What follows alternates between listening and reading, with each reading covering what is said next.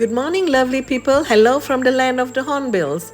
Today we're going to cook up a dish called pumpkin and cangkok manis, masak lemak.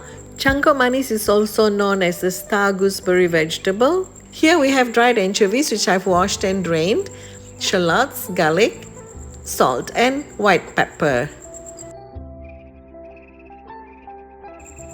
Here we have pumpkin and the cangkok manis, which I will show you how to prepare shortly.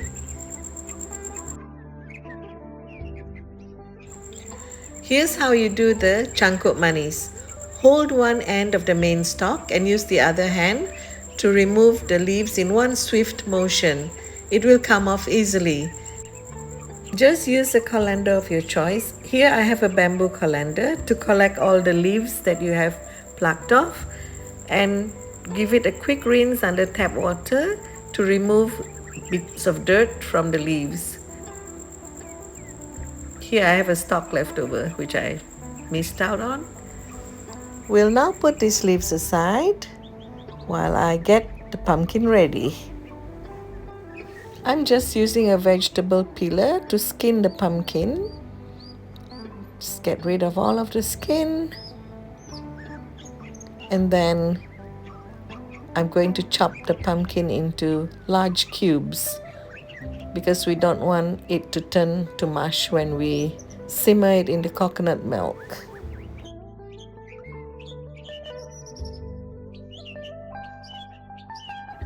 Okay, that's all done now.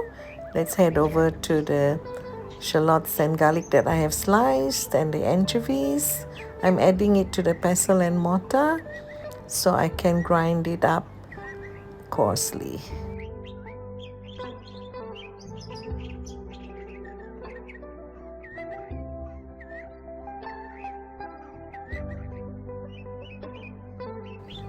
Okay, that's all done now, and we'll just remove it and put it aside while I get the coconut milk into the pan. There's 1 liter of coconut milk here. I'll be using 3/4 of it. It's very thick coconut milk, so I'm leaving just a quarter aside to add on towards the end of the cooking time. I'm adding the ground up anchovy mixture to the coconut milk. Just give it a quick stir, and I'm putting it on a medium flame. Just continuously stir it for a couple of minutes and add in the pumpkin. Make sure it doesn't come to a boil because we don't want the coconut milk separating. Coconut milk is just like full cream milk. It's very, very fatty, so we don't want any separation to happen.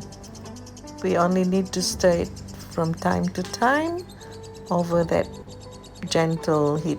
Now you can see it's come to a simmer. The tiny bubbles are forming. So this is when we shouldn't leave it for too long. We need to continuously stir. And soon we can check for the doneness of the pumpkin. We don't want it to be fully cooked at this stage. We just want it to be a little undercooked before we add the vegetables. Okay, seems to be fine. Now I'll add in the greens. See, it's still at a gentle simmer, no boiling at this point, which is exactly how we want it to be. Once I add in the vegetables, I'm going to add the salt and the pepper in. Give it a stir. Make sure everything goes in nicely.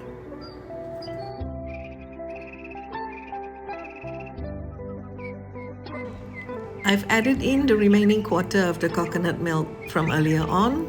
So now I'm just like stirring it in while we wait for it to come to another gentle simmer.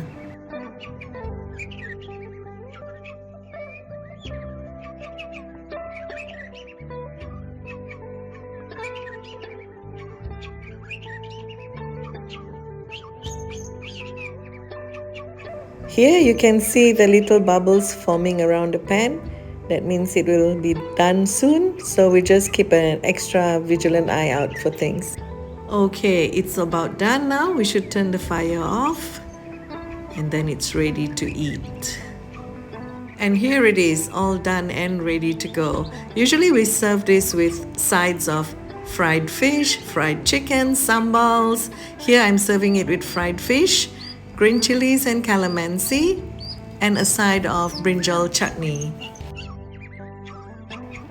Don't forget to like and subscribe, folks. Thank you very much for watching.